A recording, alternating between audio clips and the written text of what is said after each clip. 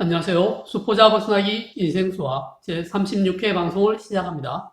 저는 여러분과 인생수학을 이어주기 위해 노력하고 있는 이다리입니다. 오늘의 주제는 중학도형 실력으로 발명한 수중 통로를 갖춘 구조선입니다. 부제는 세월호 희생자들을 기억하며입니다.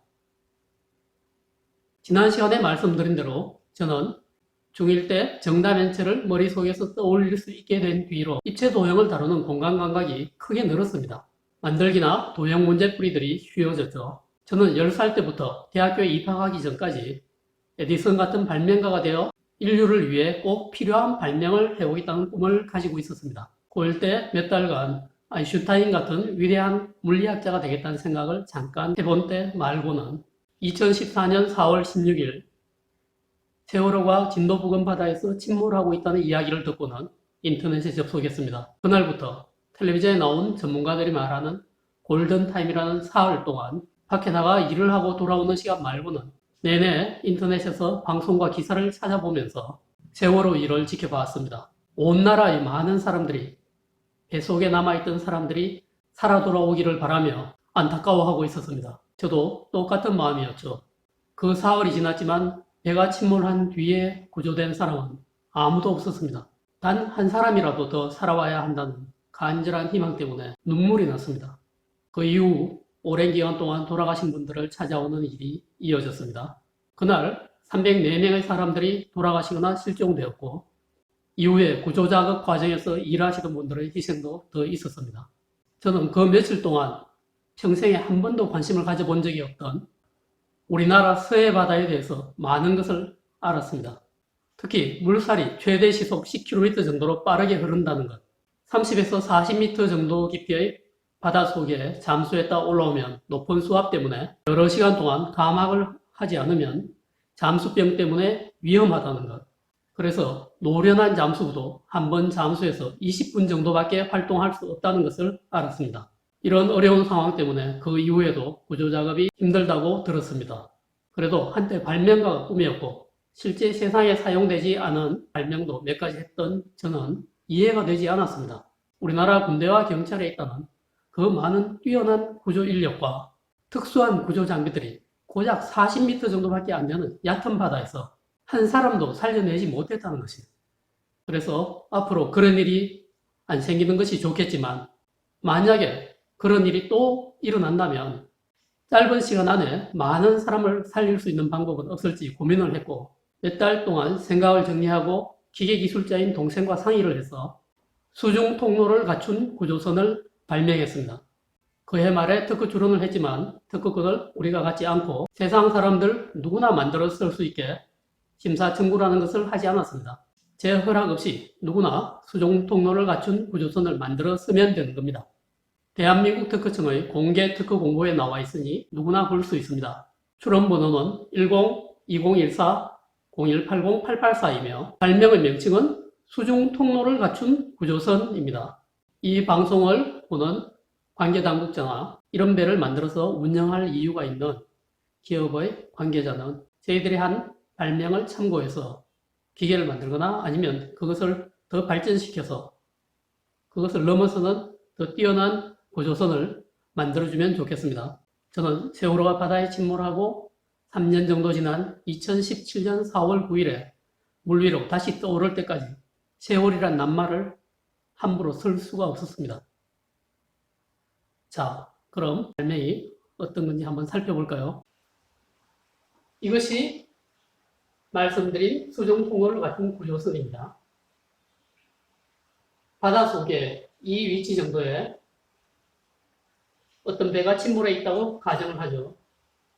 그러면 이때 우리가 고려해야 할 것은 첫 번째, 최단 시간 내에 물속에 구조 인력을 보내야 하는 겁니다. 두 번째 생각해야 할 것은 구조 과정에서 추가로 피해가 더 없어야 한다는 거고요. 또 한 가지 더 고려할 수 있는 게 있다면 조난자가 많은 대형 사고이더라도 어려움 없이 구조해낼 수 있어야 한다는 겁니다. 그러려면 구조하는 배에서부터 사고 현장까지 사람들이 바로 갈 수 있는 길을 내는 게 좋겠다는 생각이 들었습니다. 물속으로 어렵게 헤엄쳐가는 것이 아니라 배까지 바로 접근할 수 있는 정도로. 그래서 제가 발명한 것이 바로 이것입니다. 이것이 물속의 길 수중통로입니다. 이 배는 아주 큰 배입니다. 이 높이를 20m 정도라고 생각할 수도 있죠. 이건 배를 자른 단면입니다. 이 속에 이 수중통로가 꽂혀 있습니다. 이 수중통로는 이 폭이 5m, 10m 정도 되는 굉장히 큰 관입니다. 거대한 복도라고 생각하면 되는 거죠. 자, 이런 수중 통로를 갖추고 있는 이 배가 사고 현장으로 빠르게 출동을 합니다. 사고 현장에 도착하면 여기서부터 이렇게 수중 통로가 아래로 내려갑니다. 이 길이가 한 20m 정도 된다면 벌써 수중 40m 정도 내려갔죠. 더 깊은 곳이라면 이렇게 더 통로를 더 아래로 뻗칩니다. 여기도 내려갈 수 있죠. 이렇게. 이제 물밑 6, 70m 되는 곳까지 이 수중 통로가 내려갈 수가 있습니다. 그리고 내려간 이 통로를 다시 사고 현장 쪽으로 여기를 돌려서 이렇게 회전을 시킬 수가 있습니다. 이렇게 회전을 해서 현장 쪽으로, 이번에는 수평 통로가 이렇게 쭉 빠져나갑니다. 이 길이도 30m 정도씩은 되니까 배에서 거리가 상당히 떨어진 곳까지 이어집니다. 더 먼 곳이라면 이 수평 통로를 더 잡아 뺍니다. 쭉. 그러면 배에서 8, 90m 떨어진 곳까지도 갈 수 있죠.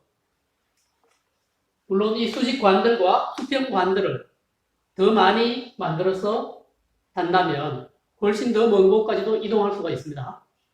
수직 통로와 수평 통로를 펼친 상태에서 이 맨 끝쪽 아래쪽에 문이 있습니다. 여기서 잠수부들이 밖으로 나와서 사고 현장으로 바로 접근하는 겁니다. 그리고 구출한 사람들을 이리로 내려와서 바로 여기 태울 수 있는 거죠. 잠깐 그림을 보면서 더 살펴볼까요? 이 대한민국 특허청의 공개 특허 공고에 나온 그림입니다. 이 그림이죠. 이 그림을 좀 더 확대한 그림입니다.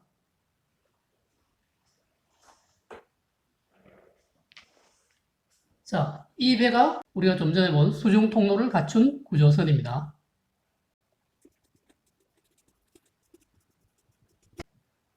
이 배는 병원선입니다. 이 배는 작업지원선입니다. 사고 해역으로 빠르게 출동한 이 배가 이렇게 수직 통로와 수평 통로를 피워서 사고 현장, 여기라고 하죠. 사고 현장.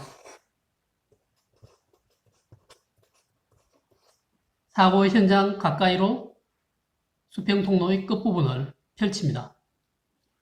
그러면 여기 출구에서 잠수부들이 나와서 헤엄을 쳐서 이 현장으로 접근을 합니다. 그리고 현장에서 구조를 해서 사람들을 이리로 안내를 하죠. 이 수직 통로와 수평 통로는 거센 물살을 막아주고 바다 위에 비가 오든 태풍이 불든 이 배가 이렇게 닻을 내려서 안정적으로 고정만 되어 있다면, 닻이 안정적인데 도움이 안 된다면 여기에서 쇠파이프 같은 것을 내려서 땅에 박아서 배가 완전히 흔들리지 않게 고정할 수도 있겠죠. 그런 기술이나 장비 같은 건 지금도 아마 있을 겁니다. 그래서 이 사람들이 현장에 가서 신속히 사람들을 구조하고 그 과정에도 물살이 너무 세서 힘들다면 배에서 현장까지 어떤 쇠줄이나 사람들이 손으로 잡고 갈 수 있는 쇠파이프 같은 것을 연결할 수도 있겠죠. 이걸 잡고 이동하면 빠른 물살에도 견딜 수 있을 겁니다.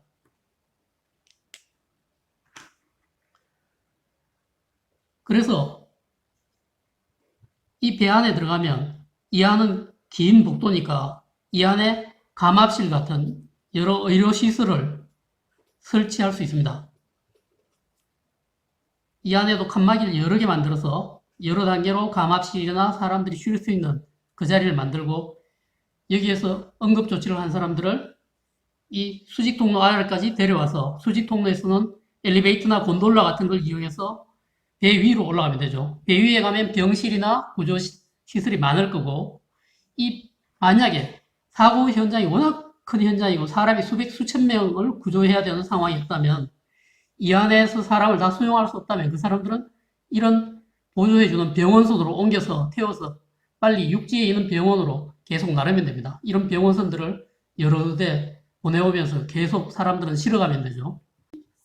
이 수직통로와 수평통로는 정말로 바닷속에 생긴 길이 되겠습니다.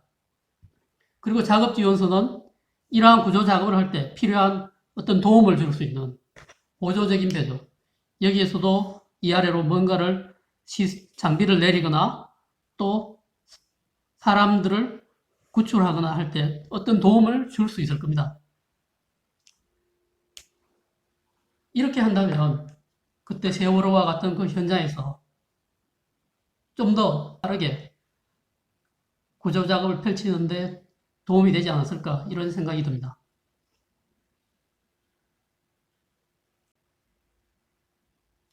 더 좋은 아이디어들도 많이 나오겠죠. 이 기술이 실제로 불가능한 게 아니라면 더 좋겠습니다. 저는 가능하다고 생각을 하고 있습니다만은 물밑 상황을 아주 잘 아는 건 아니어서 이 배는 실제 만들 때는 바다와 배에 관한 진짜 전문가들이 모여서 제작하게 되겠죠. 저는 아이디어를 제공한 것으로 제가 할 일을 다 한 것 같습니다. 자, 지금까지 설명드린 것이 제가 중학교 1학년 때 공간도형에 대한 감각을 익히고 발명한 수중 통로를 갖춘 구조선입니다. 당연히 가장 적합한 기계나 장치를 이용해서 구조 작업을 하는 게 좋겠죠. 그럴 경우에 제 발명이 실제로 사용되지 않아도 그날 본 그런 일이 다시는 일어나지 않도록 사람들이 대처하는 과정 중에 한 부분에 제 머리를 보태서 참여해 봤다는 것으로 만족할 겁니다. 실제로 실현되진 않았다 하더라도 제 나름대로 인류에게 필요한 발명을 해본 것이니까요. 그리고 지금 소개드렸던 이 발명도 저 혼자 한 건 아닙니다.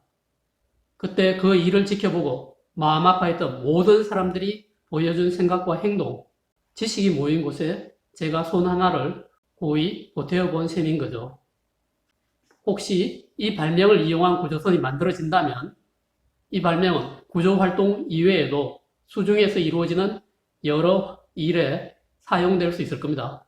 그런 모든 경우에 2014년 4월 16일 진도 앞바다에서 희생되신 분들을 기억해 주시면 좋겠습니다. 이 발명은 그날 같은 일이 없어야겠다는 뜻에서 나온 것이니까요. 그럼 다음 제37회 방송에서는 기둥, 뿔, 구의 건널 위와 부피에 관해 이야기하겠습니다. 그때까지 안녕히 계세요.